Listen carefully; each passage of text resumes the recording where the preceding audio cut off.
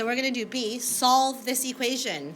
You're trying to find what x is equal to, right? You're trying to figure out, is there one x-intercept, are there two x-intercepts, or are there no x-intercepts? Does x have a solution? So quadratic formula is one method, right? But to use the quadratic formula, what do we need to plug in? What values? A, B, and C.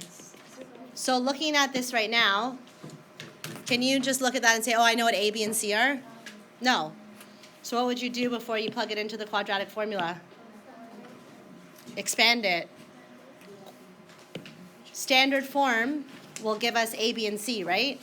ax squared plus bx plus c equals 0 is standard form. So if I take this equation and rearrange it so that everything's on the left side of the equation and I set it equal to 0, that will give me standard form. So you're going to do that now. So you're going to do 3x times 5x, then 3x times negative 4. Do you distribute this 3x over the 2x? No. So 3x times 5x, 15x squared minus 12x. I don't distribute it over the 2x. And then on the right side, the only thing I need to distribute is the negative 4 times x and negative 4 times negative 3. Okay, now what? Collect your like terms. So you want to put all your x squared terms together because standard form starts with an x squared term, right? So I have 15x squared. What does this positive x squared become? Negative x squared. I can put a 1 here, so remember that I have to take away 1 from 15. Then we have negative 12x. Do I have anything else on the left side that goes with that? Positive 2x. Sign stays the same. What happens to this negative 4x? It goes to the other side of the equation. Yep, so it becomes plus 4x. And then you have the positive 12 on the right side. If I eliminate it and move it to the left side, it becomes negative 12. And what do I have left on the right side? Nothing. Okay, so combine your like terms. Simplify. 15x squared take away 1x squared is what? 14x squared. Negative 12x plus 2x plus 4x. Please make sure you look at the sign. What is that equal to? Negative 6x. Is there any other term that is a number, a constant term? No, so it's just minus 12 equals 0. Is that standard form? So what's A? What's B? Negative 6. And what's C? Okay, so now we can use the quadratic formula. We have the values to input. What is the quadratic formula? X is equal to what? Negative b plus minus square root of b squared minus 4ac divided by 2a. Why is it plus minus the square root? This is very important. Why is it plus whatever the square root of the number is and then minus what the square root of the number? Whenever you square root a number, the answer can either be two positives that multiply together to give you whatever that number was, or two negatives that multiply together. So it can be plus that number or take away that number, because two negatives will give you back to a positive. Okay, so you're just plugging in the values, but be careful here. It's negative, what's b?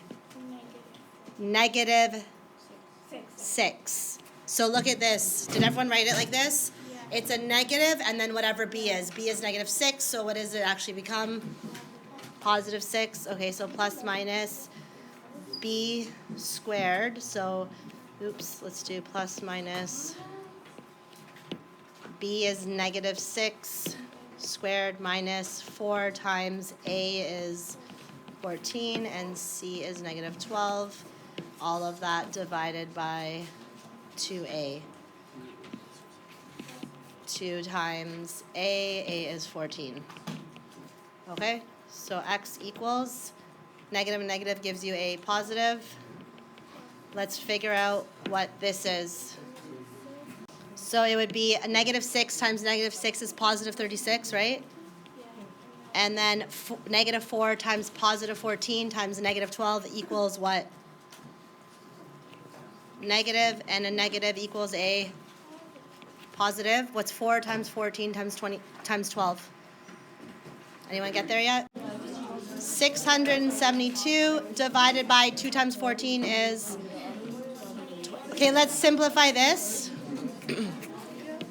X equals 6 plus minus 36 plus 672 is 708 divided by 28. This is where we split this apart, right?